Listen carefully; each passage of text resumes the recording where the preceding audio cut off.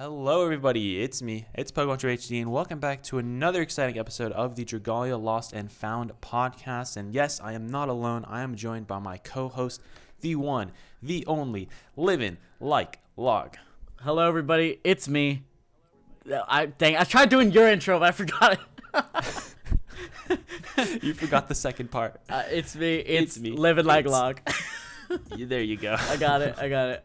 Yeah. You got it, aced it, nailed 10 out of 10. If I had those signs that said 10 out of 10, I would lift them up right now just for you. Oh, thank you. But anyways, in today's episode of the Dragalia Lost and Found podcast, there's actually a lot to discuss. It has been quite a while since the last episode, the episode with Dragalia Foundry, was uploaded on Log's channel.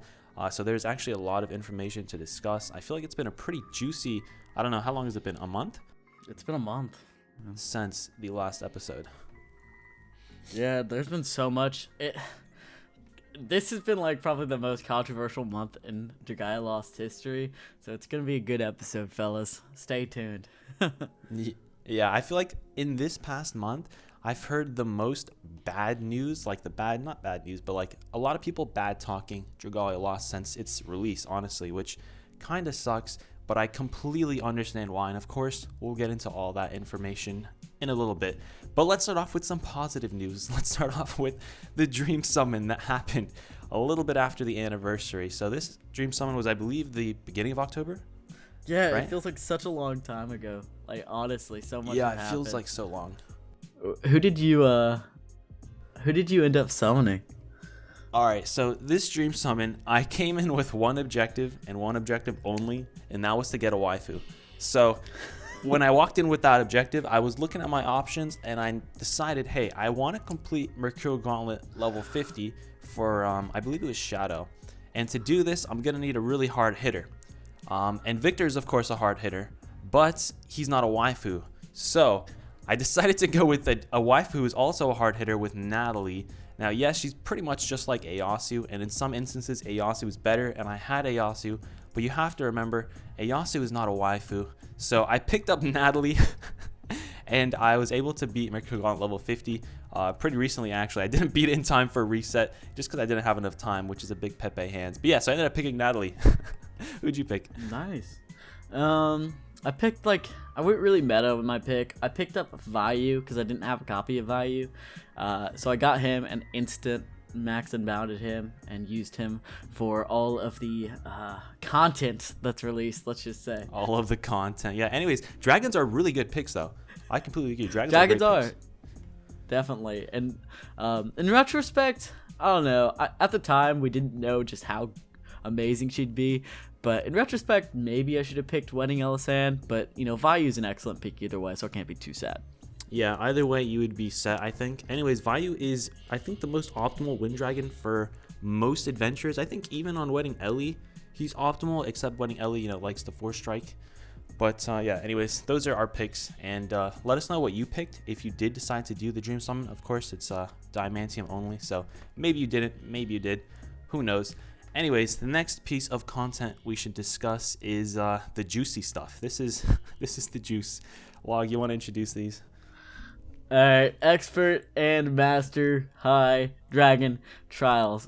Oh god, the amount of salt and controversy these these new modes have, induced. And it really wasn't necessarily these new modes in total. It was just the complete chaos that was the introduction of all these different elements at once, and it created this disastrous moment in time for the community. You had the introduction of experts, but also the introduction of time exclusive masters that only lasted for a week before it took another month for them to come out, and also the introduction of time attacks, so people were stressed about that, a 2-week period, and the introduction of these new weapons that you had to grind, and it was just a lot for the community to handle. It was too much. As you're talking about it, I hear the piano music in the background going like dun dun dun dun dun dun dun dun. So yeah, this was chaos. Let's hear your. We'll start with you, because I'm curious. I really want to hear your opinions. Where did you start with the Expert? Like, what was your plan? All right, so Expert, as we all know, I believe all the experts came out at once, the exact same time as everything, like you were mentioning. So with experts, I don't even remember where I started. I know I definitely started with the elemental triangle, so with wind, water, and flame. I know I definitely didn't start with High Brunhilde, so I either started with High Midgardsormr or High Mercury. I honestly can't remember which one I did first because it was quite a while ago, and I actually played the game so much during the was it like a 2-week time span of Time Attack, right? 2 weeks, yeah. Yeah, so I played so much during those 2 weeks. I think that's probably the most I've ever played Dragalia Lost, besides, you know, the launch 2 weeks. So personally, I think I started with High Midgardsormr, and then I took down High Mercury because, you know, he has a lot of HP, so you want to get the High Dragon Trial weapon. I think I began off with High Midgardsormr as a healer because I feel like that's the easiest place for you to start off. You either start off there or you start off with Noelle as, you know, High Mercury Baiter, because Noelle's weapon really doesn't matter in the grand scheme of things. So I think I either started off with one of those two. Where did you start off? Alright, so I started out with High Mercury. I cleared High Mercury like literally day one. I stayed up like all night just trying to figure out what's the best rotation to do. And, you know, through some experimenting, I found that High Mercury is probably the easiest just because you could run 4 DPS. It's the same exact fight as regular High Mercury, just beefed up a little bit. So I was like, okay, 4 DPS is the way to go. You know, less leniency on time, so you're able to just get it done. And then the best thing to do with High Mercury, this isn't for all the High Dragon Trials, but for High Mercury in particular, you need to build the Void Weapon. So I built the Void Weapon for Victor, max and bounded that. So I had to grind a bunch of, what is it, Void Zephyr or whatever? Void Zephyr, and got that. Then, after some tries and a lucky pub match, I was able to get a clear on High Mercury, and I just went through the triangle, High Brunhilde, and then High Midgardsormr after that. So you did it in pubs? I did do my first clear in pubs. It's pretty impressive. I know. Wow, I feel like doing pubs the night of release would be so annoying. It was, man. But it was so many failed attempts. That's probably all you can do. It's probably all you can do, to be completely honest, because not many people know the fight at the very beginning. I mean, not know the fight, but like they can't get the DPS done at the very beginning.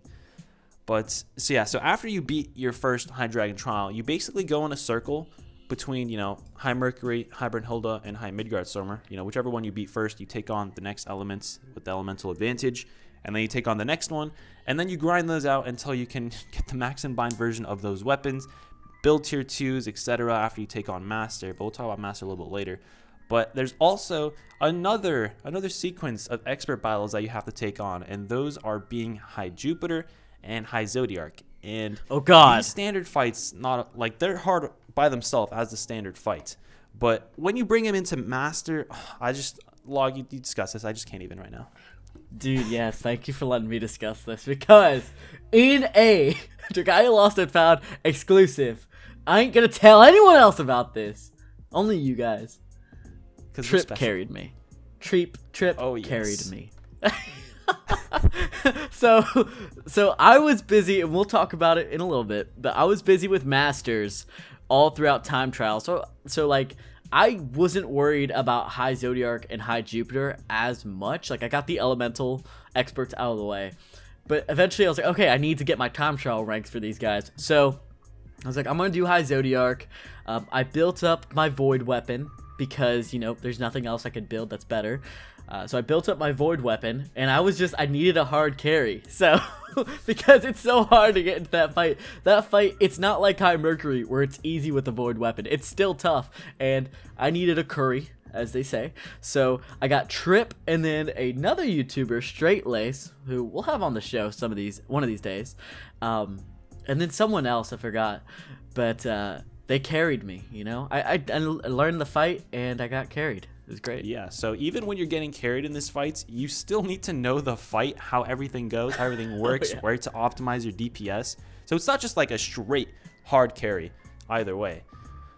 But yeah, so you do need to get carried, I think, to begin these High Dragon Trials for Expert. That's probably the easiest way to get into them, which really sucks for, you know, for the people in the first, I would say, you know, couple days when these experts were released. Everybody was using Void Weapons. Nobody really cared if you had the High Dragon Trial weapon or not.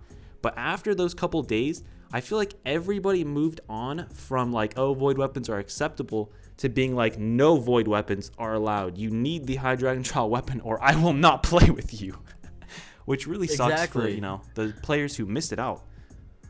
Yeah, no, like, it's not like I was like bad at the fight or anything. It's just that no one would let me in. Like, I played as, we both played as Galliuden. And if you don't have the tier 1, you're out of luck, man. Like, you don't have anything, there's nothing you can do. So yeah, I did need to get the hard curry, and then eventually I got enough for the Gleo wand for High Jupiter, and I got the High Jupiter clear.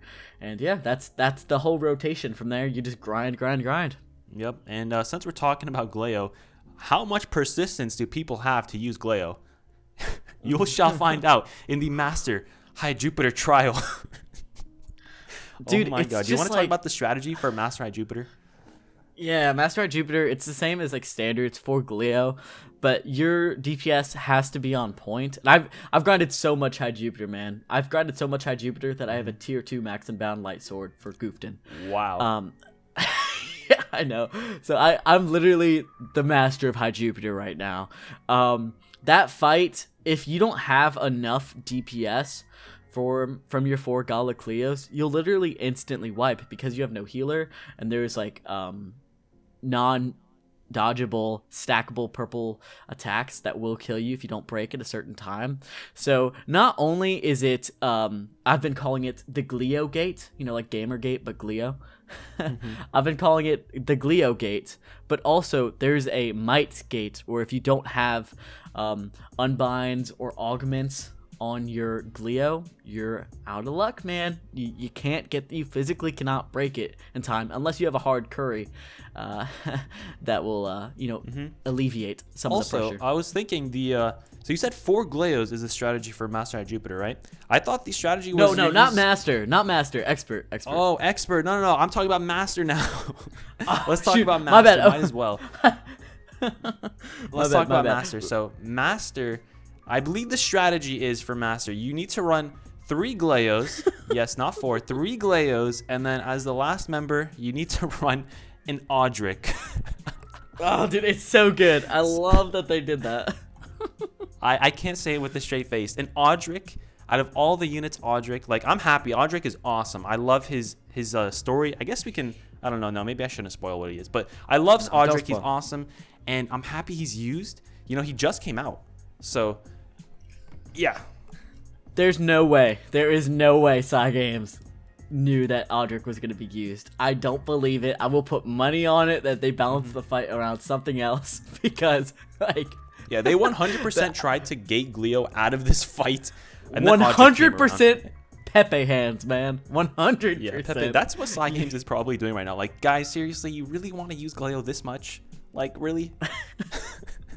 Yeah, I mean, the main thing what you do is you run Audric. You got it.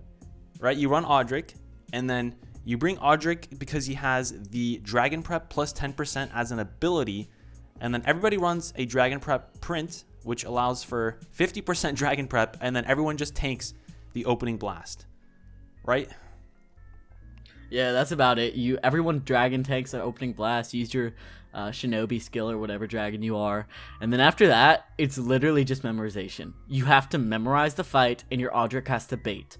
If neither of those two happen, if you don't know one single place to stand, you'll die and you won't be able to clear. And also there's another mechanic after a little bit with the rolling Fulgore where you have to dodge it 4 times. And if you aren't placed in the exact spot that you need to be, you'll die.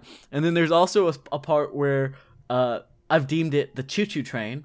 A couple members of Discord and the choo-choo train, where everyone follows in a line as you place lightning bolts in a very specific spot, so that way you can keep your DPS up, and everyone has to follow or you'll die. So there's a lot of death. Just memorization. Yeah. And,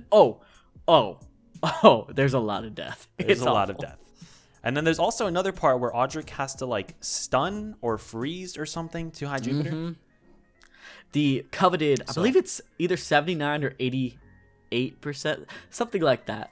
But there's only a percent chance for it to happen. So you'll have fights where you're perfect. Like your Gleos are on point, your Aldrich baits are on point, you're placing the buff zones perfectly. But you try to freeze or you try to stun, and the percent rate doesn't proc, so you just die.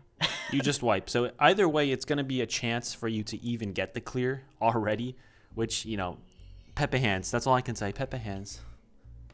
It's awful. But yeah, so since we're talking about Master, we might as well talk about what Master is. So if you don't know, Master is basically the normal, high Dragon Trial fights that you know and love, but with a completely new moveset where you have to, I think all of them are pretty much like this, where you have to move around the map a lot. You have to dodge a lot of attacks. You need to be aware of what's going on at pretty much at all times. And you need to have really high DPS. I believe for Master, the only way you can clear is with a max unbinded high Dragon Trial tier 1, or of course a high Dragon tier 2. And then you also need to have a lot of mites. The might gate is another big problem.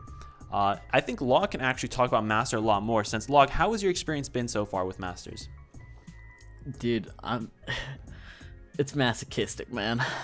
I've cleared all 4 of the Masters released at the moment. When this episode releases, Zodiark might be out. We'll see.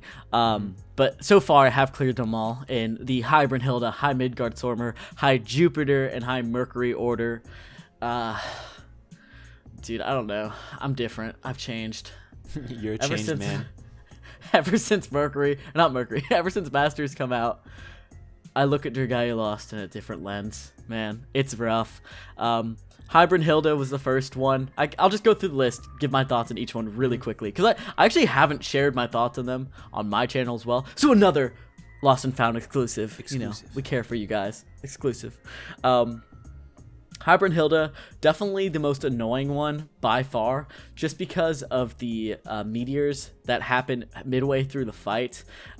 Very similar battle in terms of mechanics of expert mode, just changes up the rotations somewhat. But the meteors that happen halfway through the battle, where you have to do a perfect triangle in order to dodge them perfectly, and if you mess up your triangle at all, you'll get killed by the lava or you get killed by the meteors, is the most atrocious mechanic that Dragalia Lost has ever introduced in its entire existence, because of a little thing called lag. Okay, and what's the other thing? Desync. Not lag, and desync. Yeah, it's atrocious and disgusting, but I was able to get it clear enough for 30. How many times did you clear Brunhilde? So you need to clear at least like 3 or 4 times to get enough horns. So I cleared each one 3 or 4 times. Wow. Is that including weekly or no? That's not including weekly. I usually cleared the Masters near the end of the week, the second half of the week. Or like the weekend. Yeah, the weekend, or like Thursday or Friday, something like that. So but I don't want to just not grind high Dragon Trials. That's a waste. So I just don't use the weeklies on it, to be honest. Okay, yeah. I mean, if you're not doing high Dragon Trials pretty much Monday through Friday, that's so many runs that you could have had. Oh yeah, and I don't know about you, but like I'm kind of getting done with IOs. Like I'm wrapping things up there. We've had so many double IOs lately, so yeah. Yeah, I'm wrapping up things there. High Midgard Sormer was next. Definitely easier than High Brunhilde, but I feel like players, like there were some more like just clueless players, man, and there was some more desync. Baits had to be on points, but people still don't know how to bait Midgard Sormer somewhat. Again, if you don't know a certain way to do the fight, like if you don't memorize a certain way to dodge the gales, you'll just die, and that'll be the end of the run. Very DPS heavy on that one as well. It can get pretty close. I don't really have much else to say about High Midgard Sormer. For HMS, since the release of Expert and Master, I feel like a lot more people have started to respect Ramona as a unit, because she's actually so strong, and I don't think many people actually realized how strong she is in terms of DPS until Expert and Master have released. Not just DPS, but like utility as well. Since her skill 1 is so long, you can just bait like all of the spits, and it's perfect. It's like her kit was made for it, except the sleep res, but it's except not really the sleep res. That's the only downside. Yeah. High Jupiter we already talked about. Just a pain. Just pain. High Mercury I cleared yesterday at the time of recording. Dude, I just cleared this thing in pubs, man. This is by far the easiest. Yeah, this is by far the easiest master. Again, just you got to know the fight. You got to know just certain things that take time and trial and error. But once you get that done, and once you get a good fight, it's actually the simplest of the masters and really easy. I'll probably grind some more for 60. I'm gonna go for 60 horns on that one. Wow. But yeah, that's master so far. Yeah, so that's all the masters, and of course I let Long just take it away from there because I have not cleared any of the masters yet. I have not gotten a team, have not played in plebs too much. Honestly, I think I've had a maximum attempt on all 4 of the master high dragon trials released thus far. I think I've tried them all about 20 times, like combined. So I have not put in too much time into that. I just decided, hey, let me just grind up all my high dragon tier 1s, and then maybe I'll take on the master once the rotating schedule is done. Because of course, for the first 5 weeks, master is just rotating, you know, on a weekly basis between the high dragons. But after that, they're all going to be appearing at different days of the week, and you can take them on depending on what day of the week it is. So I feel like that's going to be a better time for me to take them on because, again, I'll have more time to actually grind up the high dragon trial weapons. And as we talk about the high dragon trial weapons, I actually kind of want to just gloss over them really quick and just say how strong they are. Like, they are the best weapons in Dragalia Lost up to this point, and by far the best weapons in Dragalia Lost. What do you think about the weapons? Let me share the stats of the 2 high dragon trial tier 2 max and bounds I have. All right, I'm pulling them up right now. Okay, and also while you're doing that, I just want to say that I believe the high dragon tier 2 max unbinded is stronger than a high dragon trial tier 1 of the same elements. You know, if you're using off element tier 2 of the same element tier 1, which is just crazy. That's how strong they are. They're ridiculously strong. So my the 5-star tier 2 high dragon trial weapon called Absolute Lightning. It's the light sword. That has 1,832 might. 1,800 might. Yeah, excellent stuff. And then in terms of the other one, I'm trying to pull it up here. I have a max and bound flame lance. It's called the Pure Flame Lance. That has 1,900 might. Oh my god. It's ridiculous. That's a lot. That's more might than characters, like adventurers in this game. Yeah, it's crazy. And what's that might compared to the core 5-star elemental might? So, okay, let me... You know what? I have the perfect weapon to compare, because I have a max and bound Zex's End, which is the 5-star core elemental. So, let's compare Absolute Lightning, again, the light sword tier 2, 1,832 might. Now, this is Zex's End, the core weapon, 799 might. Both max and bound. Literally 1,000 might plus more. 1,000. That's the difference. And that's crazy. And you also have to take into account that all the high dragon trial weapons, I believe, have attacking skills on them, which again helps DPS compared to, you know, some adventurers with their core elemental weapons did not have an attacking skill, you know, when they're at DPS, which does hurt their DPS a little bit. So they all have attacking skills as well. They're overall, like, by far the best weapons in the game. And that's, again, another big topic of discussion, which we probably won't get into, which is why a lot of people dislike the grind, because these weapons in specific, you know, they might have wasted their ingots on the core elementals, etc. There's a lot to talk about it, and I don't know if we're going to unpack it all. Probably not, since we both actually made videos discussing it, and so many people have discussed this already. So we probably won't talk about that all right here, but I did just want to mention that. And now I think we should actually talk about our time attack experience. So how was your time attack experience, Log? Pretty good. But because I was like so distracted from Master, especially Hybrid Hilda Master, which I spent like at least 15 hours trying. I didn't really get as invested in time attack, and I definitely didn't rank as good as you did probably. But if you want to hear my rankings, sadly they removed like the rankings from in game. I guess you can't look at that anymore. So I just went to my epithets to check them all out, and I guess we can both share what we got. In terms of HMS, I got to tier 3. HMC tier 3, Hybrid Hilda tier 1, and then for High Zodiac tier 5, High Jupiter again tier 5. Okay, so those are all pretty good results though. Pretty decent. I heard Yeah. a tier 1 on Hybrid Hilda. Yeah, Hybrid Hilda, I got like really like close to the top. Like it was like 3%, something crazy. That's because that's the one that I had so much experience with just because of Master. But I totally could have done better, and I kind of regret not going for higher times because I totally could have gotten higher times. But I don't know. I guess just the distribution of time. I put more emphasis on Master than time attacks. What about you? Yeah. So again, not enough time to get everything done that you wanted to. That was a big problem with time attack. You know, releasing the exact same time as Expert and Master, which means you have to grind the weapons, etc., etc. So yeah, for my experiences with time attack, I decided not to do Master, like I said earlier, and actually focus strictly on time attack for the rewards. So for my time attack rankings, I guess I start with Wind Speed Slayer. I got tier 1 for Wind Speed Slayer. I also got tier 1 for Water Speed Slayer and tier 1 for Flame Speed Slayer. So I got tier 1 for all three of the Wind, Flame, Water. And then for Light and Shadow, I got tier 2 and tier 3 respectively. So tier 3 in Shadow was the lowest one I got, but again, High Zodiac is just really hard. I don't think I even played once with 4 High Dragon Trial tier 1 people. So the most I've ever played with was 3 at the same time. So I definitely could have gone better in there.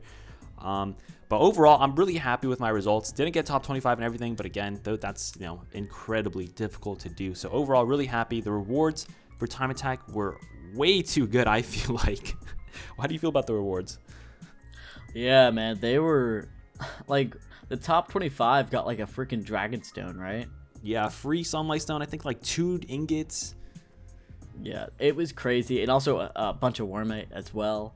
Yeah, I do think that, I think you said this in maybe your time attack video, that the difference in reward from like a tier like 9 to a tier 1 should be smaller. Like there's too big of a gap, and I agree with that.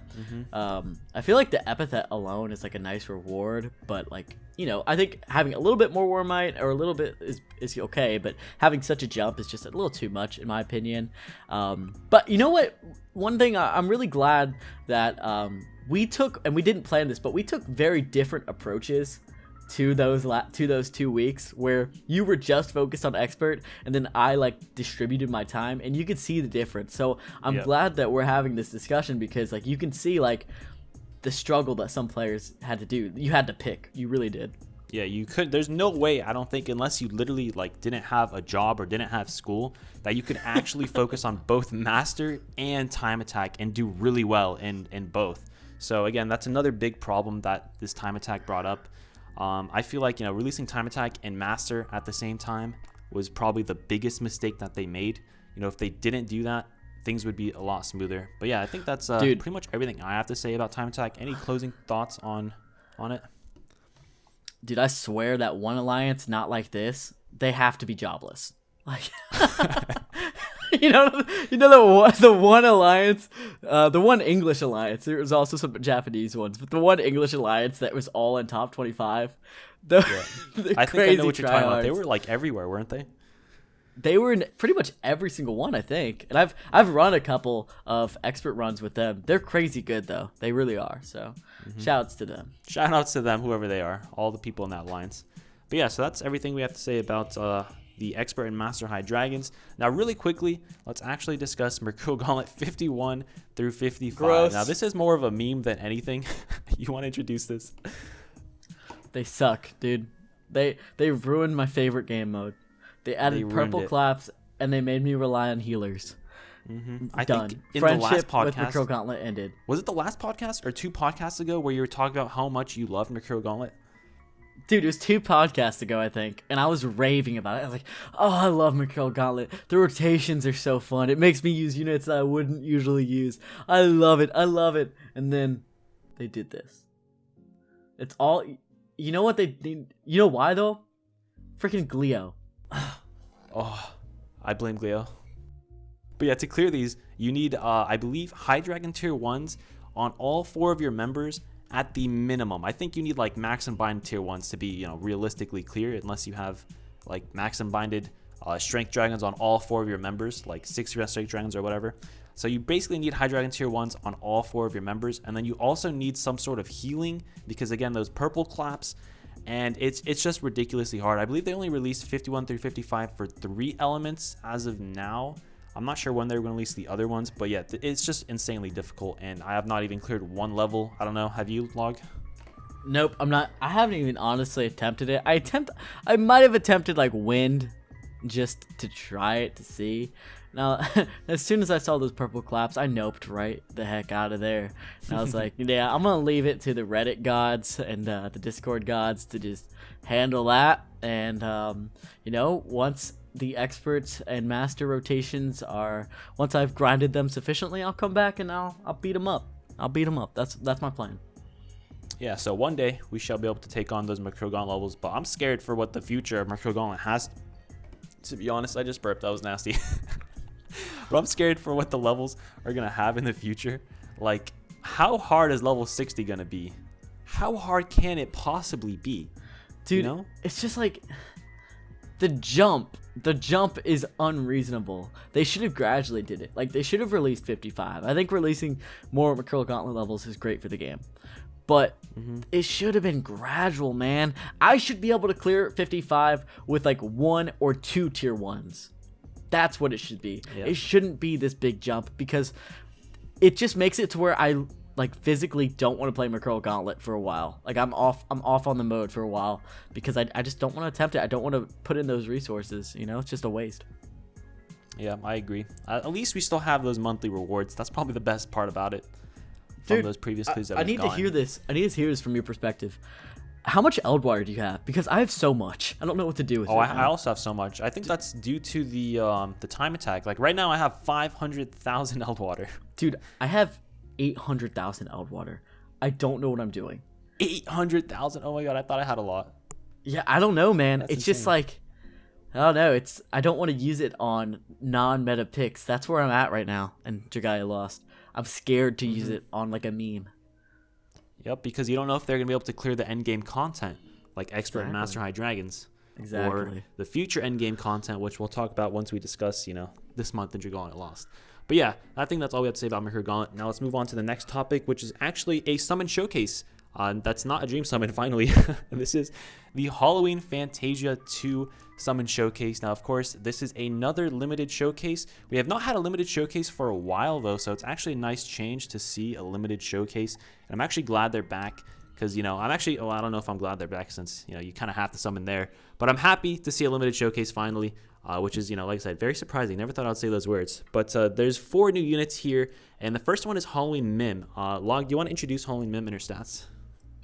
Yeah, Halloween Mim, she's a good unit, but a confusing one at the same time. I actually don't have her stats pulled up. Give me 1 second, but overall, she takes elements of like Wedding Elisan and Gala Mim, kind of puts them together, and I don't know, she comes off as a little bit disappointing.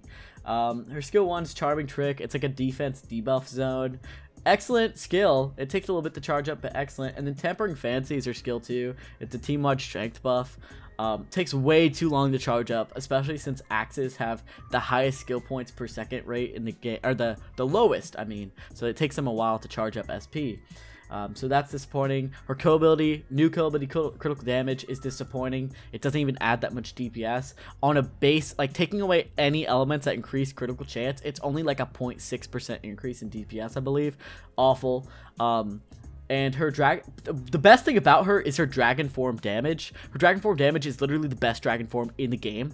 I'm pretty sure, like, the DPS is that good. Like, they changed her modifiers. She's amazing in dragon form, but you don't want a dragon form with Halloween Mim just because she's more focused on placing a debuff zone or a strength buff. By being a dragon form, you're not building up that SP, and the SP rate is so low because she's already an axe, so she needs as much SP as possible, and you see why she's such a confusing unit. There you go. That's my statement.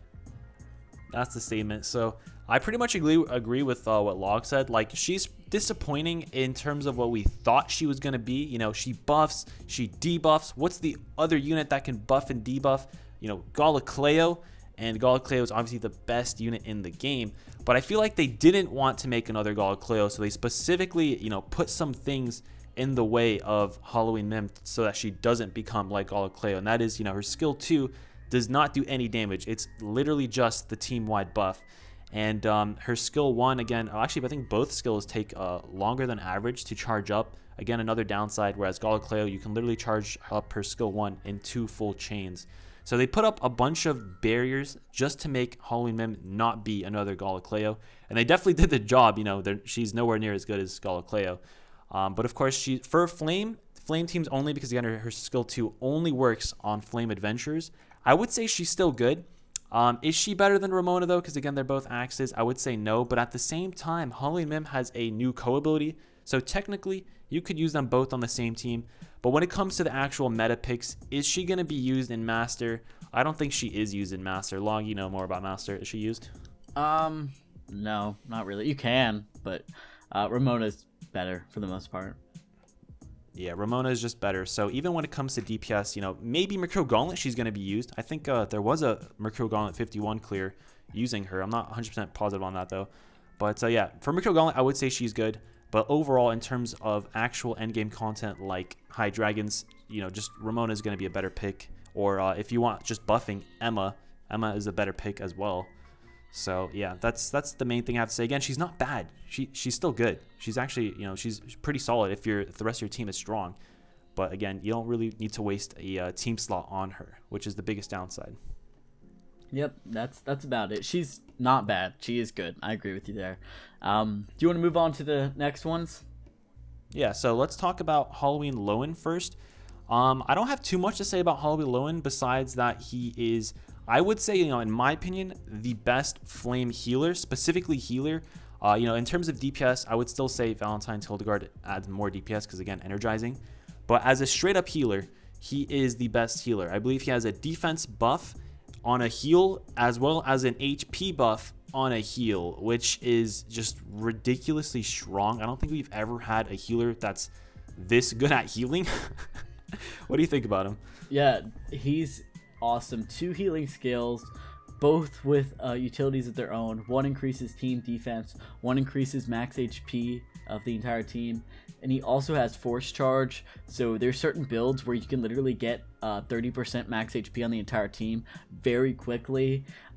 He's an amazing healer. Honestly, he's an amazing healer. His biggest 2 downsides are, number 1, he can't cleanse stun, which is a big deal since the optimal team requires, the optimal HMS expert and master teams require like a Ramona and Emma, and they are sleep res. So, and Reyna. And Reyna as well. Yes. So having that stun cleanse is very useful, and also he does have sleep res of his own, so he will be initially stunned by the initial HMS blast. But other than that, man, he is an excellent unit and synergizes very well with Ramona since he can increase the team-wide defense, and she has strength double buff, so very nice. Yeah, so he's very good, but again, a couple things pulling back, like you said, he is not stun res. I remember in my shitty summon video, I actually mentioned I hope he's sleep res, and I got that right, but at the same time, I don't. Now I don't. I wish he was stun res, because it actually kind of, it wastes some time that he could be up there attacking HMS.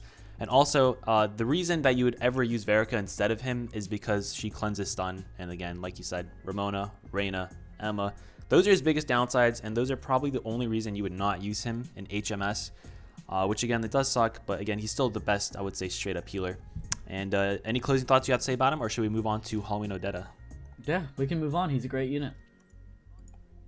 All right, so Halloween Odetta, I believe she's basically the exact same as normal Odetta, but now she has a Halloween attire on, and she is a water unit.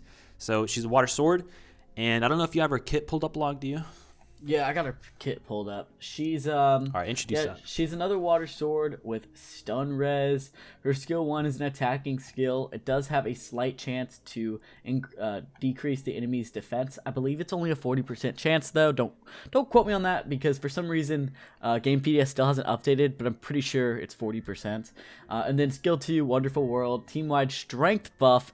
But here's the catch: it's only to nearby allies, so it's within a particular zone. You have to be pretty close to Odetta to actually gain the benefits of that. She also has prime to defense, so you have some utility there. Doesn't mesh with the rest of her kit, but could be useful if you're using her as an AI companion. And then buff time as well, synergizes well with her skill too. Her biggest downfall literally is, though, that you have to be close by to utilize that strength buff. Otherwise, if everyone is able to be in that zone, she's actually one of the better water adventurers in terms of overall DPS, surprisingly.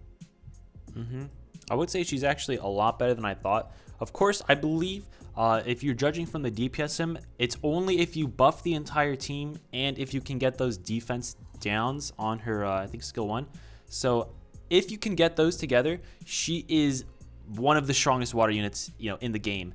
But if you cannot do that, I would say she is lackluster and a little bit below average. So, but specifically again for Mercurial Gauntlet, which is where she's gonna really shine rather than the high dragons. She's definitely gonna be an amazing Mercurial Gauntlet unit because again, Mercurial Gauntlet, you're all really close by to your allies, and you can get that heal off to buff the rest of your team. Wait, it's a heal, right, on her skill 2? On her skill 2, for regular Odetta. Oh no, Halloween. No, Halloween Odetta. So she trades away the ability to heal for, I think, 5% more strength buff. So there's okay. a little bit of a difference. Better. Yeah, it is better, I think. Okay, so yeah. So overall, I'd say again, if you can stay close to your teammates, if you can get that defense down buff, it's a little bit chance, but if you can do that, she is an amazing unit. Any closing thoughts? She surprised me, honestly, when the DPS sim came out. Of course, the DPS sim does factor in everyone getting buffed, like you said. So whether that actually is the case, we'll see. But yeah, she's the hidden gem, I'd say, of this banner for sure. And then next up, we have a new dragon, which is Halloween Maritimus. Now, I always say Marishitten on accident, and I don't mean to say that. So if I say that, slap me or something. But Halloween Maritimus is a new water dragon. And he is a HP plus, I believe it's 30%, right? Yeah, you got it. Yeah, 30%. And then skill haste plus, is that also 30%? 35%. You almost had it. Oh, 35. Okay, so basically skill haste dragon. We've had one of these for wind, Freya.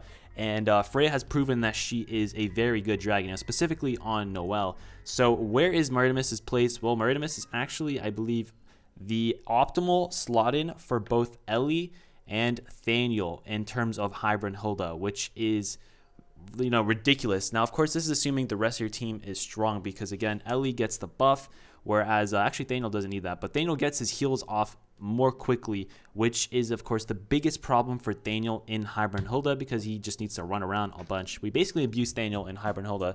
But yeah, I don't know how good they are, though, in terms of Master Hybrid Hilda. Law can probably comment on that a little bit more.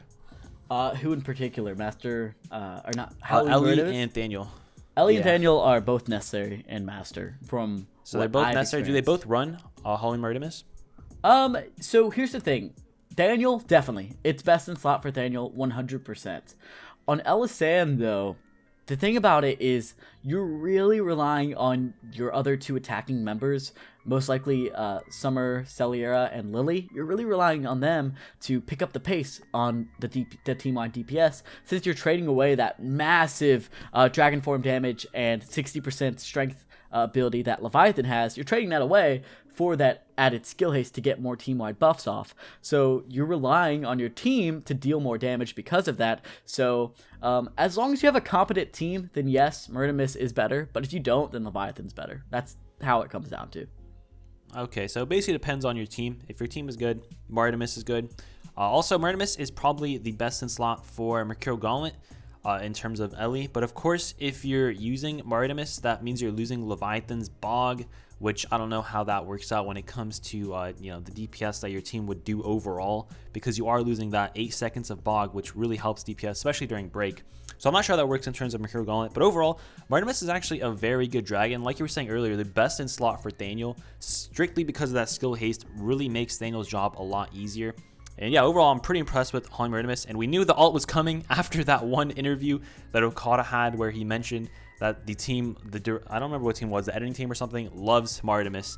So yeah, we knew it was going to come eventually.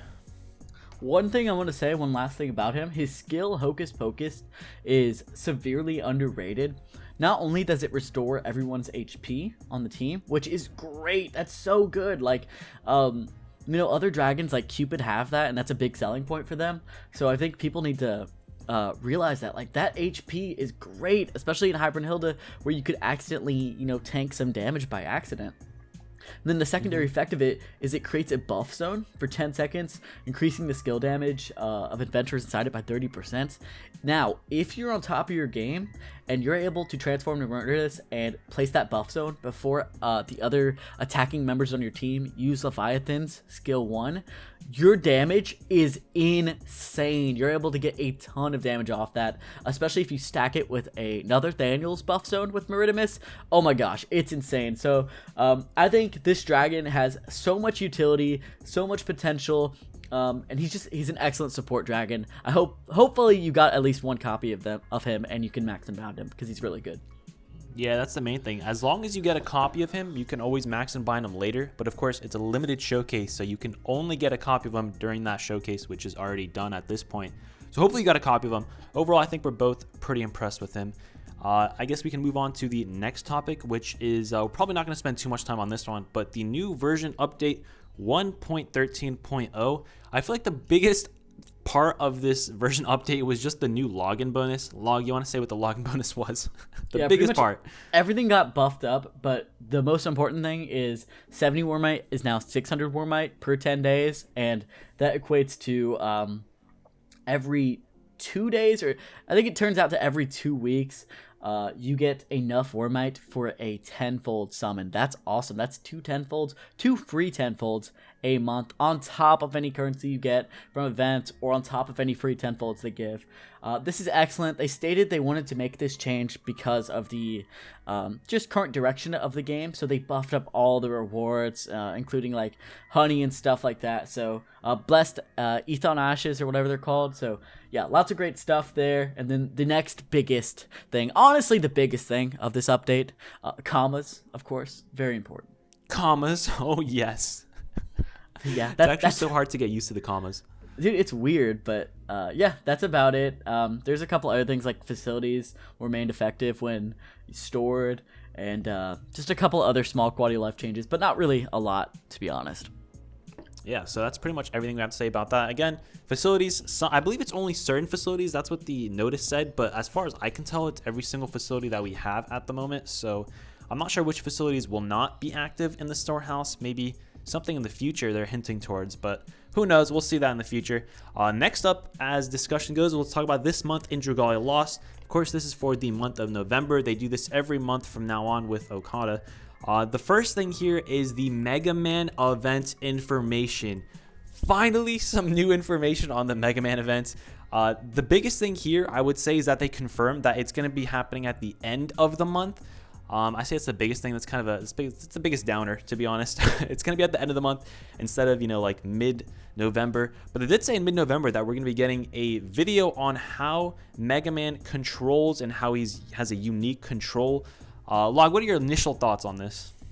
Dude, I'm excited that we got like an initial render of him in game. He looks awesome, and the fact that they're building almost a brand new moveset to factor into Mega Man's design is so cool.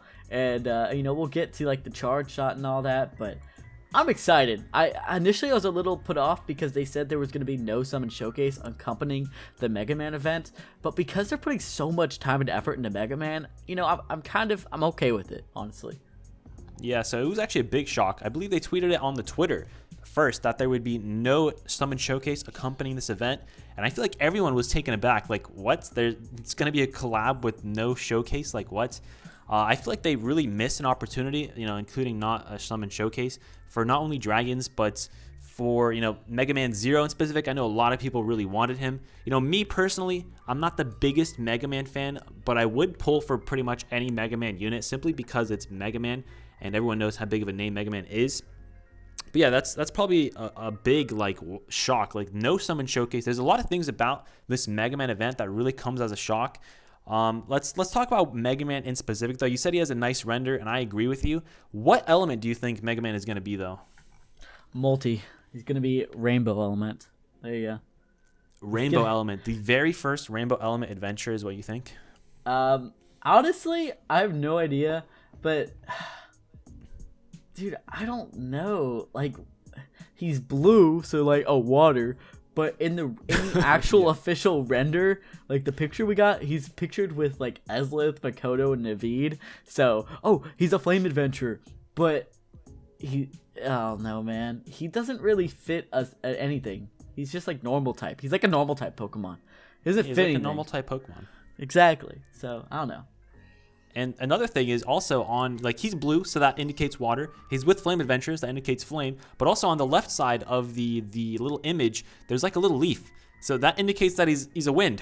so that leaf there and the icon above it, that's Metal Blade and Leaf Shield from Mega Man 2.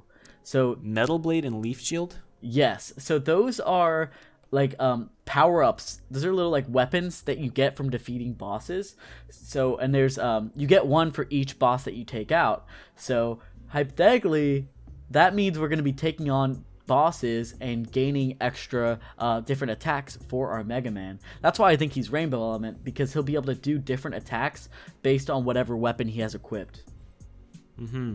Another thing I could see is actually him being like one element, but then those attacks do different elemental damage. You know, just like if you're using an off element dragon or something, like you're using I don't know, HMS on your object, you're gonna be doing wind damage with, you know, HMS's skill and his attacks. I feel like that could also be a possibility, but at the same time, then what element is Mega Man gonna actually be?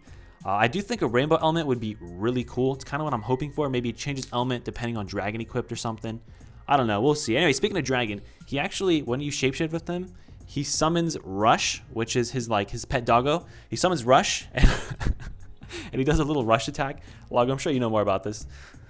Yeah, Rush is like his little robot doggy, and Rush usually can transform into different types of what's the word I'm looking for?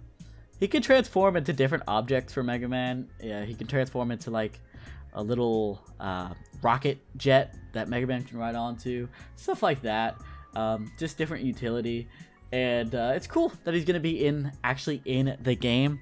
I'm wondering if he'll play a role in the story. Dude, the story of this event is gonna be nutty. Okay, they don't care. So? They don't care at all anymore. Like they're just putting the most random stuff in this game, and I love it. I'm all for it. So yeah, that's my all thoughts. Aboard. But yeah, there's also a little image of like Mega Man with all his Mega Man people behind him. The robot those are masters. Different forms, right? No, okay, so those are the different bosses. Masters? Those are the different bosses, and all of those bosses are from Mega Man 2. Oh, so you beat those bosses to get the upgrades. Yes, yeah. There's like Airman, Windman, Bubble Man, I think is one of them. Like there's all different bosses there, and I'm guessing you're gonna have to defeat them to get the various different weapons that Mega Man can attain. That would make sense. And those weapons actually include the charge shot, which will be specific to Mega Man. He can, have a charge shot, which is, I'm assuming, his 4-strike as the one will be a charge shot. And these weapons will actually include that charge shot as a part of, we don't know if it's going to be their skill or their 4-strike on the weapon. I'm assuming it's going to be their 4-strike also. So I think that's actually pretty cool. We don't know how strong these weapons are going to be. Probably, same strength as the Alphonse weapon that we got in the Fire Emblem Heroes event. So that's what I'm assuming they're going to be. But again, it's going to be a lot of fun. You're just going to run around with Naveed or something and use a charge shot on your sword. It's going to be a lot of fun. I'm excited, man. I can't wait. Another thing that this says is we are getting like a raid rerun. So like, dude, 3 reruns in a row. This better be a fire event. This better be good because no summon showcase, only 1 new unit. The event has to make up for this, okay? And the Fire Emblem event was amazing. It was perfect to me. So they have to live up to the hype, They really have to. They've spent so many reruns recently that I think they've been working really hard on this event. I hope, fingers crossed, they've been working really hard on this event. And that's what I'm assuming that they were doing for the Fractured Futures events. If you remember before that, we had a couple reruns as well. So I feel like they were working on the Fractured Futures event, and again, that event definitely did not disappoint. So I feel like that's what they're doing for recent events in terms of Mega Man. But again, there's just a lot of potential for it to completely flop at the same time because again, no summon showcase. There's only 1 new unit, and the weapons probably won't be too strong, but we will be getting new worm prints, and of course, the worm prints from the Fire Emblem Heroes event were both really good, or not both, however many there were really good. So there's a lot of potential for it to be good as well. We'll have to see. Of course, Log is a bigger Mega Man fan than I am, that's for sure. So Log will have the most to say about this. Me personally, I'm just going to be in for the ride. Just going to be hanging in the back seat for the ride. Yeah, dude. And then maybe they can do a crossover that you're more attuned to next time. You know what I'm saying? So I'm excited. See. Also, I don't think we mention it that Mega Man's a wand? I don't remember. I think we did, but that's cool. I mean, I don't think it's gonna mean anything because his I think they said something about like his weapon attacks are gonna be faster than a wand usually. So honestly, I just think he can fire off shots in rapid succession.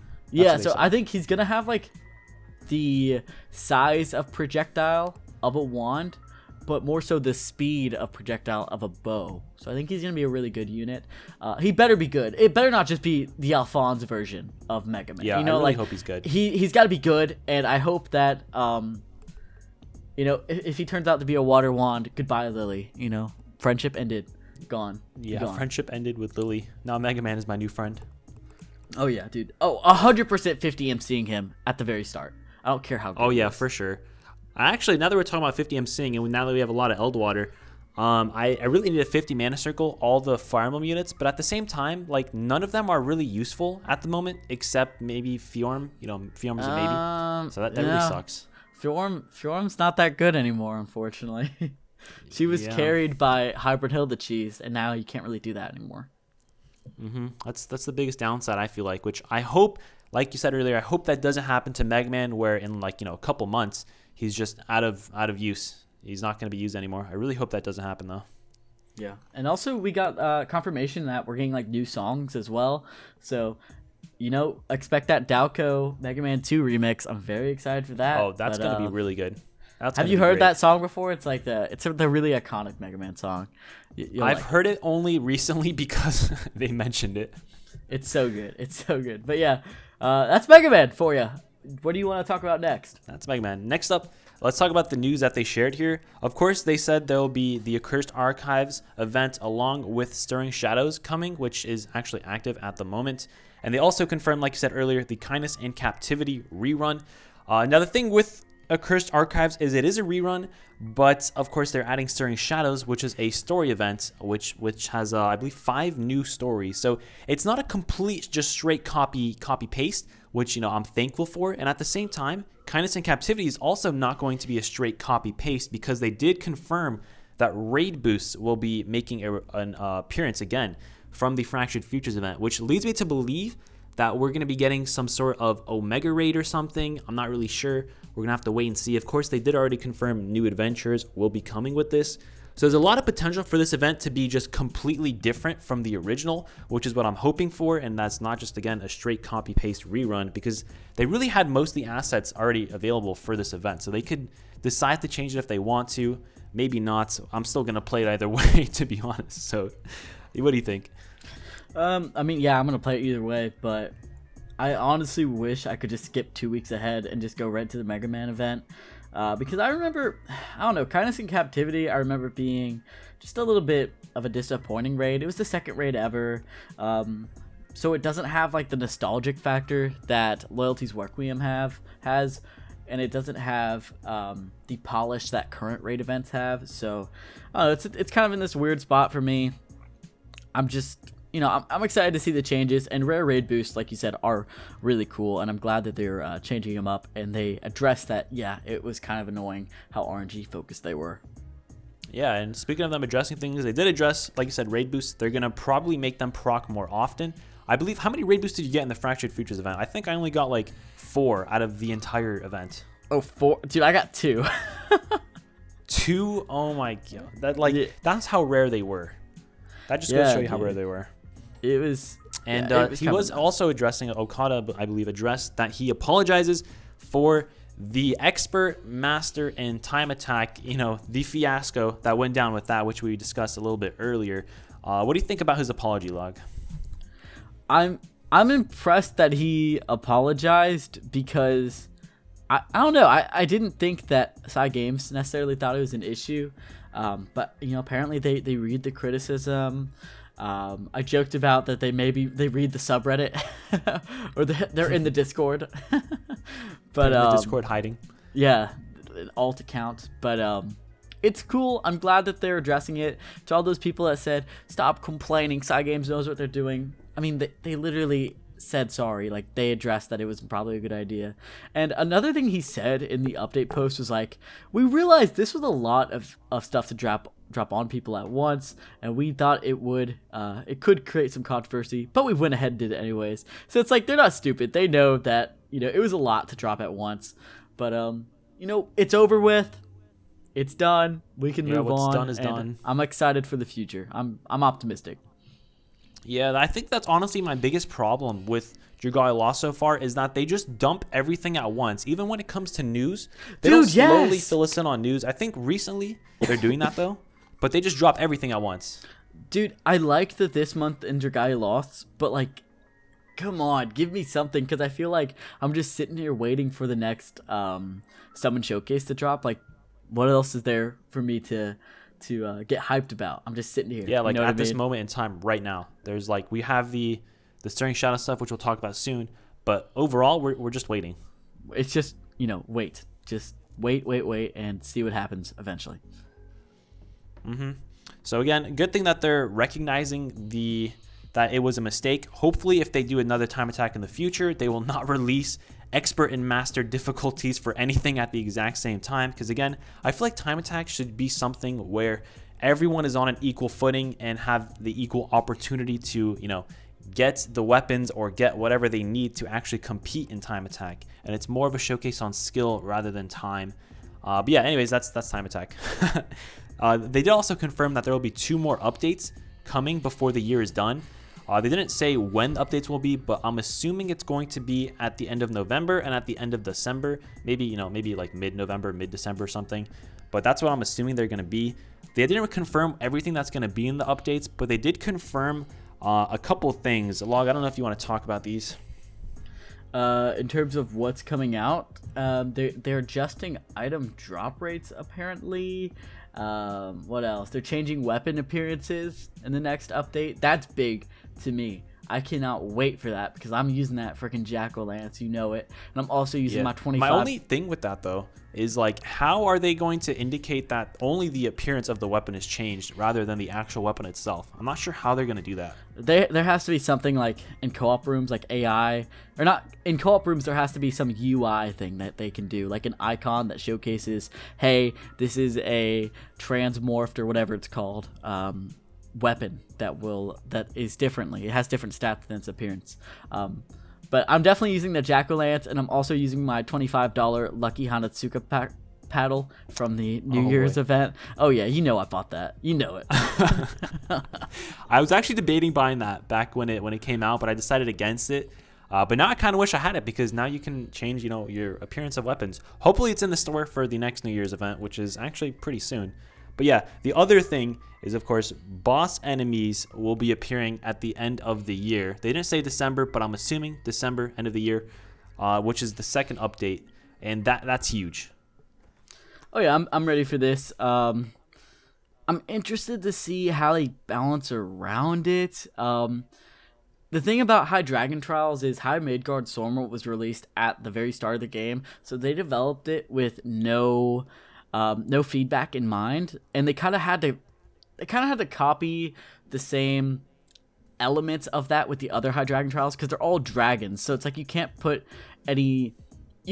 like humanoid elements to a dragon fight, right? So the fact that these are human bosses, or more human in design, they're technically androids. Makes me interested how they're going to build around co-op, if they are co-op battles. I assume they are. Maybe build with co-op in mind, because one of the biggest things is desync and lag, and it's the most annoying thing. So hopefully they they address the concerns of the community. Yeah, so you said that they're not dragons, they're actually humanoid. It kind of reminds me of the Alphonse and Veronica fight that we had during the Fire Emblem Heroes event. And I actually hope they're kind of like that, because those are actually very, very fun fights to do, for me at least. Yeah, I enjoyed those fights. They had like unique mechanics that made them difficult without just being like one-hit KO or DPS heavy fights, you know? It was actually good to bring like units that had HP or defense co-abilities that really, you know, that could really help. For example, like Veronica, she could like make different like copies of herself, right? That's cool. Yeah, that's really cool. I don't think we've seen that since then, except for, you know, that one Void dude. But that's way too easy of a fight, so that doesn't count. Yeah, agreed. I'm just, you know, I'm excited to see what they got. Hopefully they're good fights, and hopefully they bring the community together, and hopefully they're not balanced around tier 2 high dragons. Yeah, that's the hope. Also, since we're talking about the end of December, let's actually talk about the Gala. When do you think the Gala will be? Do you think the Gala is going to get pushed back because of the Mega Man event, or do you think it's still going to be occurring at the end of November? It's going to happen at the same time as the Mega Man event. That's my theory. Same time as Mega Man. Yeah, 100%, because I don't know, it kind of falls in the line since it doesn't have a summon showcase attached to it. So we're gonna get probably like Gala, Elisan, Water Blade, and I'll spend hundreds of dollars trying to get her. Just like Halloween. Just like Halloween. Oh man. Boy. Dude, yeah, like I forgot. How were your Halloween summons, by the way? Yeah, I forgot to mention. I know we forgot. They were good. I made a video, and it was only 20 minutes long instead of the usual 40 minutes, so that kind of shows that it wasn't as bad.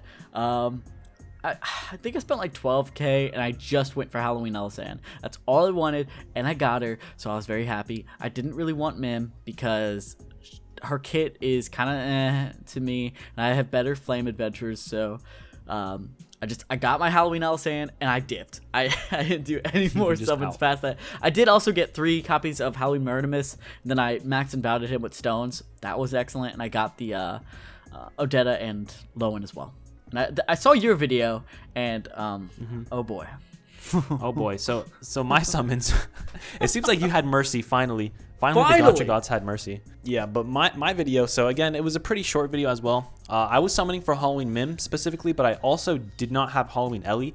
I feel like we had similar experiences, you know, not pulling Halloween Ellie. I think you spent more Wormite trying to get Halloween Ellie, like on the last Halloween banner, compared to me. I think I did between 10 and 20K, where you did a little more, I think, right?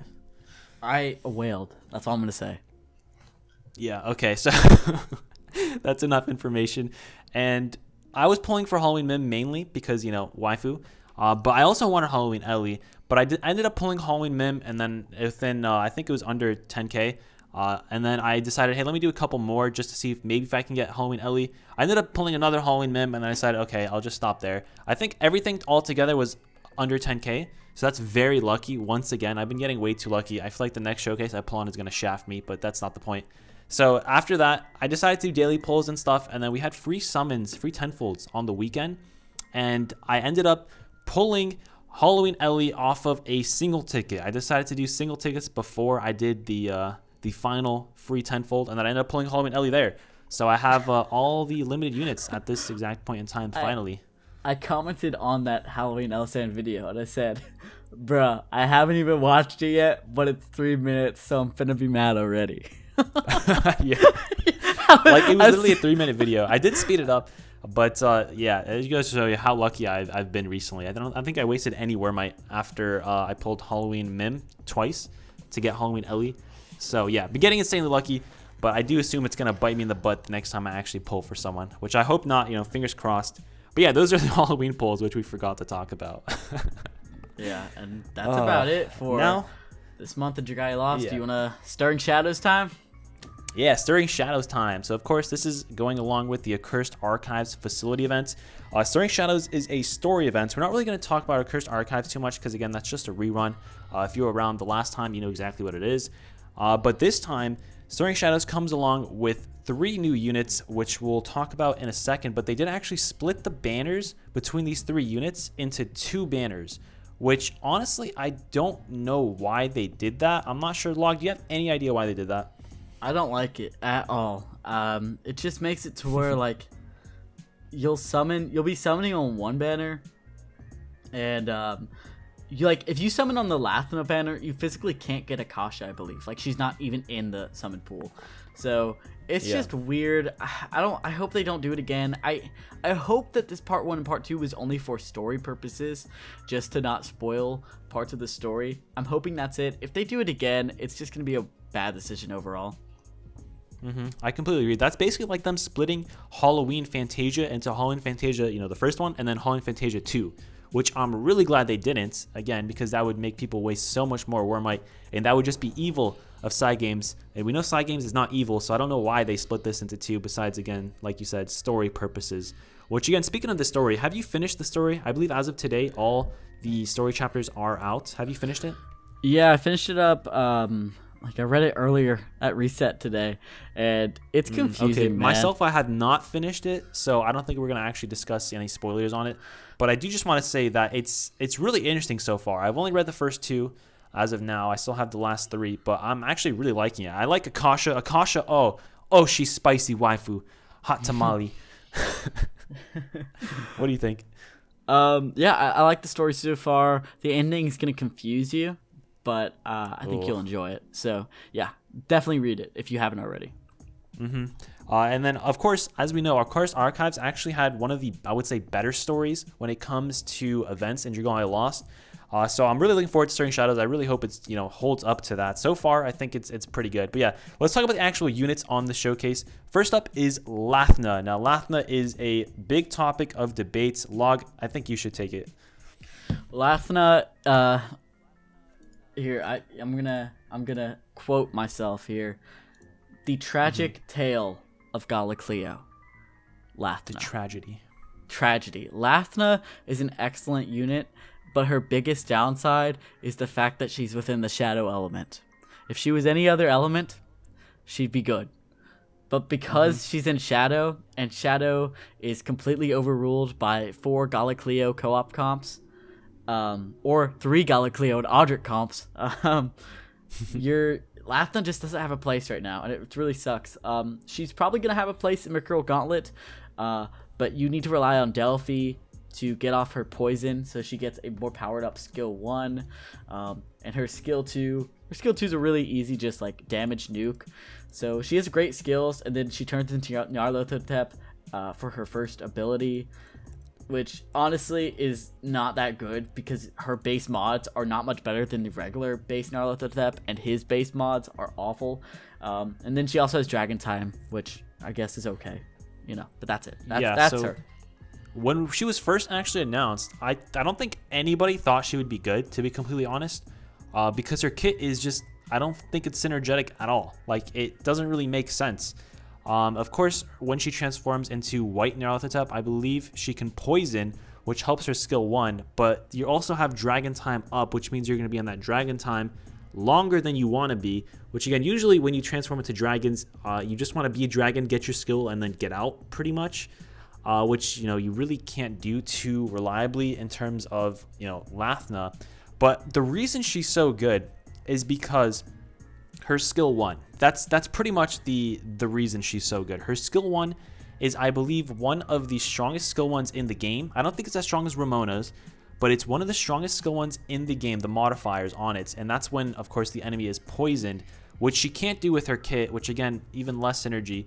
But if the enemy is poisoned, I believe the modifier is over 2,000%. I don't know if you have the exact percent up, Log. Oh shoot. Oh, dang. I have it. I did a review on her, so I have a script. Keep talking. I'll bring it up. All right. So it's over 2,000% when the enemy is poisoned, and when the enemy is not poisoned, of course, it's still above 1,000%, I believe, which even that alone is ridiculous. And this is, of course, your skill 1, which means you're going to get that off way too much during a fight. And that's the reason she's strong pretty much. Her skill 2 is pretty plain, deals damage, but her skill 1 is the reason she's so strong. The modifiers on both of these skills too, I believe, are really high compared to other skill 1s and skill 2s. I've got the modifiers here. So if your foe is poisoned, the attack skill 1 does roughly twice as much damage overall, giving it 2,236.5% shadow damage, which is ridiculous. Yeah, that's insane. Like, that's definitely one of the strongest skills. I believe Ramona's skill is like 3,000% maximum. Ramona's skill is better just because you can get more hits on it. I think it goes from like 3 to 9. So it's slightly better just because you can get more hits on it. But the good thing about hers is that it actually comes out faster just because lances gain SP faster. So you'll have it up more often. And also, an important thing to note, and I don't think a lot of people know this, you can use it at a range somewhat, because like if you saw like in the trailer, like Lathna like stands pretty far back, and like you can just summon those big giant whatever they're called, like the big giant punches or whatever, to do the damage for you. So you can just stand at a range, which is very interesting. Yeah, I think that goes with her as a lance. She has more range than I would say other melee units do, besides maybe blades. But yeah, she's overall, like you said, she's strong. The only problem is she's not Glaeo. That's pretty much her only issue, which is, tragedy. But it is what it is. Yeah, it really does stink. I do like her kit overall though, but it's a tragedy for sure. We can move on now to your based waifu, Akasha. If you want to take Akasha it over. Akasha is broke back. Broke back. That she's so cute. Like I can't. Oh like, man. She's not for it. Obviously, she's not for it. Okay, she's not for it. But she's spicy. She's spicy. So where's the summon video, man? Where's the summon video? That's the thing, right? So I have not summoned for her yet because I can't decide if it's worth pulling for her specifically for looks, because honestly she is a healer and I really don't like using healers, to be like 100% honest. I don't like using healers, so I there's no way I would pull for her unless it's like for as a healer, to be honest, or it's like a really broken healer, which actually in terms of a healer she's like really good as a healer. But let's just discuss her kit. So her skill 1 is a natural regen over time, healing skill, which is very good, which is, that's what you want your healers to have. And their skill 2 is where the juicy part is. Of course, nothing about her design is juicy, right? Right? Of course not. No way. But her skill 2 creates a buff zone that lasts for 10 seconds. I'm sure you've heard that phrase before, and gradually fills the skill gauges of adventurers inside it. Now, I believe this skill fills over 200 SP per second if you're inside of it. I don't know if you have the modifiers up log. Yeah, I got them. It's 420 SP per 1.5 seconds. Then, times that by 10, which translates, or divide 10 by that, whatever. It translates to 2,800 SP per complete buff zone cycle. Yeah, and that's ridiculously good. Of course, this is on a healer, which means that's going to increase your overall team's DPS as long as everybody can stay inside the buff zone. But again, the big problem is that this skill 2 costs, I believe, 20,000 SP to get it up. However, she does come with skill prep plus 100%, which is going to let you get that off right at the beginning of a fight, which is, again, good. But at the same time, I don't know if she's really useful because she is a wind healer. And of course, in terms of wind healers, there's already Lowen as a 4-star, which is super easily obtainable. And is she better than Lowen? That's a real topic of debate. Log, I don't know what you think. Is she better than Lowen? I think everyone's like fighting over this topic. They're like two sides of a coin. Lowen's better for more defensive utility. He's got the defense buff, the max HP buff. Yeah, he's just more of a defensive unit. Meanwhile, Akasha over here, much more offensive orientated with her buff zone. So it's not a ton more utility, but if you're going for more so of like a time trial kind of element, or you're just going for as much DPS as possible, Akasha's going to be better. And she's definitely better in like Mercurial Gauntlet, for example. The thing is, though, in terms of high dragons, high Mercury, honestly, you don't use a healer, I don't think, in any of the high Mercury difficulties, which is, again, no reason to have Akasha, no reason to have Lowen. I believe Noelle is like the closest range unit that you have. In terms of healer, of course, there's Wedding Ellie, which does the healing. So I don't think there's any place for wind healers at the moment besides maybe Astral Rays, which again aren't even that difficult. And yeah, that's really the only place I can see Akasha useful, which is the main reason I'm not really pulling for her. Because again, even if I get her, there's not really much that I can use her in. Mercurial Gauntlet 51, I'm not going to be beating that for a while. Trip, did you see the artwork on Reddit? Someone drew Akasha, and it really made me consider pulling for her. I've seen all the artwork from Akasha, and I mean all. I'm gonna post something to you in Discord right now. Let me know if you've seen this, and let me know if this changes your mind. Okay, my mind has changed. Oh yeah. You can decide, because you're gonna be editing it. You can decide if you want to show that to everyone. I just don't want to put it up because the person who did it might not want it. But oh, true. But overall, like I said, Akasha, she's so cute. She's so cute. Like, I like her so much. She has that yandere like style, which I really like. Yanderes, they are crazy, but that's the reason you like them, right? So I really like Akasha. Actually, from this picture, she really looks like that girl from Steins Gate. I don't remember her name. You know, she looks like a freaking Pyra a little bit. Or what's her name? From Pyra too. Yeah, she does. Yeah, she does. Yeah, so. I remember. Pyra. Wow. It's like a Pyra and Kirisu or something. That's her name from Steins Gate. I don't know. That's what she kind of looks like. But yeah, that's Akasha. Again, yandere, super cute. I haven't finished the Stirring Shadows story. I'm really looking forward to finishing it and seeing, just exactly what she does. Because I kind of left off on a cliffhanger, which I don't know why I didn't read the rest of the stories yet. I really should. But yeah, that's Akasha. Next up on the list is, drumroll log. You want to introduce this one? Shoot, hang on, I'm going to my topics. Haster. Okay. Haster is a brand new 5-star wind dragon, and he's the first dragon with primed strength, actually, so pretty unique.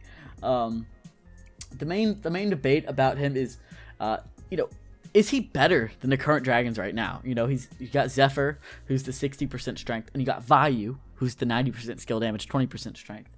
And Vayu's definitely the best skill damage, or best dragon still for wind. But Haster has some utility because of that primed strength. If you get multiple Hasters on a team, your main DPS unit is going to gain all of those primed strengths and going to be able to do bonkers amounts of damage from all of those buffs every time you get your skill 1 ready, because that's how primed abilities work. I don't know if I explained that right. Primed abilities, I swear, every time I try explaining them, I feel like someone's not going to understand, because they're weird. They really are. Yeah, they're really weird. Basically, what primed ability does is you can put Haster on any of your teammates. Doesn't have to be the one you're controlling. Put them on any of your teammates, and whenever the adventure you're controlling has their skill 1 ready, the primed ability will activate. Now, of course, the primed abilities only activate every 15 seconds, and the buff lasts for 10 seconds. So if you factor in, he's only a 45% strength dragon, and his prime strength is 15%, and there's a 5-second at least downtime where you're not getting that strength, that shows that, obviously he's not going to be as good as someone like Zephyr. But if you put him on an AI unit, which is where he really shines, you put him on an AI unit and you can get the buff from Prime Strength onto your main unit who's already having the, let's say Vayu skill damage boost and the strength boost. It's going to make him even better. So that's where Haster really shines. But again, is he going to be worth pulling for? I would say no, because there's really no content where you're going to be using a single unit to deal all your DPS besides Mercurial Gauntlet. And again, Mercurial Gauntlet's easily clearable without Haster, at least at the moment. So I don't really see a place where you should really be pulling for Haster. Maybe if you're pulling for Akasha and then you get a Haster, that's nice. But overall, he's an okay dragon. He really shines on an AI unit. Like, instead of a rock, you have a Haster, and that's going to be a big upgrade because of the primed ability. So that's basically everything I'd say about Haster. Okay, so one thing I need to say about Haster, and this is something that a lot of people don't know about, is that he actually, like, when you factor in his 15% strength, primed strength buff into his 45% strength, it's not additive. The factors aren't additive. It's not 45 plus 15%. Oh, you're right. It's a buff. It's considered a buff, so it's 45% and then 15% on top of that 45%. So in reality, the buff is actually 66%, meaning hypothetically he'd be better than Zephyr. But the thing is, that buff is only active for 10 seconds with an additional 15-second cooldown, so 5 seconds in between. So if you factor in, all perfect play and just, being as optimal as possible, it only comes out to about 59.5% of an increase. So it looks worse than Zephyr. But then you factor in the actual dragon damage, because he's going to be the dragon you're equipping. Otherwise, you wouldn't be having this conversation. But he's the dragon for co-op, right? Right, for co-op content, he's the dragon you're equipping. But it gets even more interesting because when you look at base dragon DPS, you look at modifiers and skill damage, his dragon form does more damage than Zephyr. So in reality, although it looks like Zephyr's just going to be the better pick because that prime strength only activates for a certain amount of time, Haster actually, like, it's a lot closer. I'm not gonna say that definitively Haster's better than Zephyr, but I think he is, sort of, just because his Dragon Form DPS is higher. I think Haster, like, and there's more slightly utility beats. where you can use them, right?